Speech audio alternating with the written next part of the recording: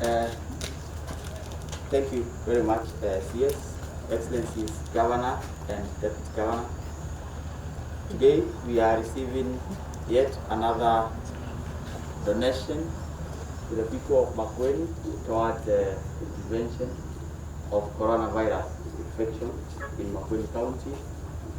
And this time round from Kenya Association of Manufacturers, led by the regional coordinator of KAM in the country, Mr. Kenneth, who we are very grateful for having chosen Makueni as part of the county that you want to support.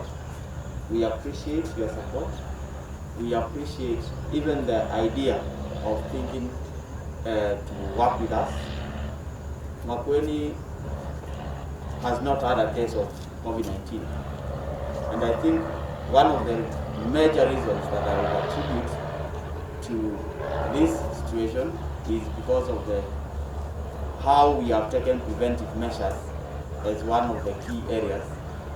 The vigilance of the citizens in terms of ensuring that not just the government directives that are issues are adhered to, but they are vigilant on who is coming, where are they from, how do they live, and for those people who are supposed to be doing self-quarantine, the population has always ensured that those measures are adhered to.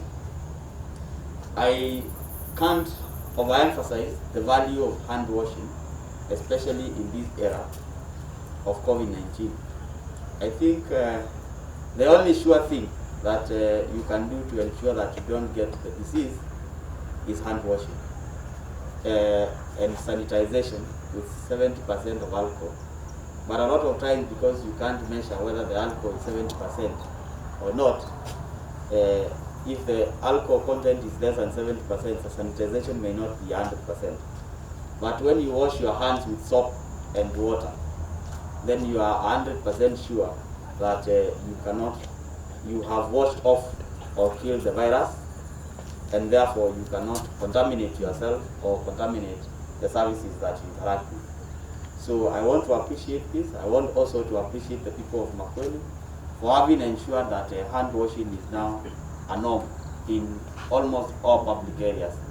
I have not seen a single shop, a single business entity in this county that does not have a hand washing facility. I want to take this opportunity to remind our people that it is one thing to have the hand washing facility. It's another to ensure that every person who we interact with washes their hands.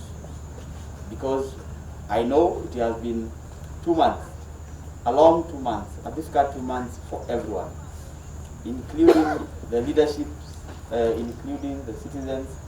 Every person is facing an hardship in one way or the other. And people can easily start getting fatigued and start going back to normal.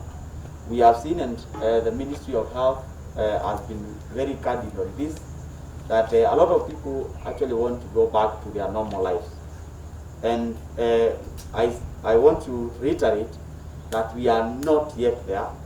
We are not yet ready to go to normal lives. We must continue washing our hands, sanitizing hands, keeping social distance, and masking whenever in public areas. I want to again say thank you very much, KM, and invite Your Excellency, with your permission, invite Ken to say a word or two on this exercise. We appreciate your support. We want to appreciate again and say thank you to KM. Asante. Thank you. Your Excellencies, Ministers, and all protocols observed, good afternoon. Good afternoon. As you have heard, my name is Kenneth. I'm from Kenya Association of Manufacturers. I'm the regional coordinator for Makueni, Machakos, Kajiado, and Kitui. And today I'm very glad that since the start of COVID-19, when the outbreak became a pandemic, we realized that with the closure of borders and everyone now, every country has to rely on their own resources. And manufacturing is one key area where we can be able to make ourselves to be self-reliant if we really invest into it. And that is where we are going, because we are realizing that we need to go that way, to be innovative even at the grassroots levels, do the grassroots manufacturing, even the juakali, we really need it at this point. So it is with this in mind that we decided as Kenya Association of Manufacturers, all manufacturers together, that we should come together and look for a way to support even the government and all the people that are in the front line fighting for this, fighting this pandemic. And so we decided, some members came forward, and one of them is Poatans. Poatans is a brand name for the company called Jumbo Quality Products, if you have heard of it. They are their brand of tank. So they decided that one way they are going to contribute towards this is to give these hand washing tanks that will go a long way in assisting our people in terms of hand washing. As our able minister has said, that it is the only next to surest way. Hand washing is the next to surest way of trying to curb the menace and spreading of the pandemic. So for me, Your Excellency, I don't have much to say, only to deliver this, and also on behalf of KEM, and also on behalf of Jumbo Quality Products. And now that we are there, and you have received as well, we want to say thank you. Thank you so much. Thank you, Cam, for what you've done today. Asante sana. And I'd like to take this opportunity to invite Her Excellency, the Deputy Governor, so that she can make a speech.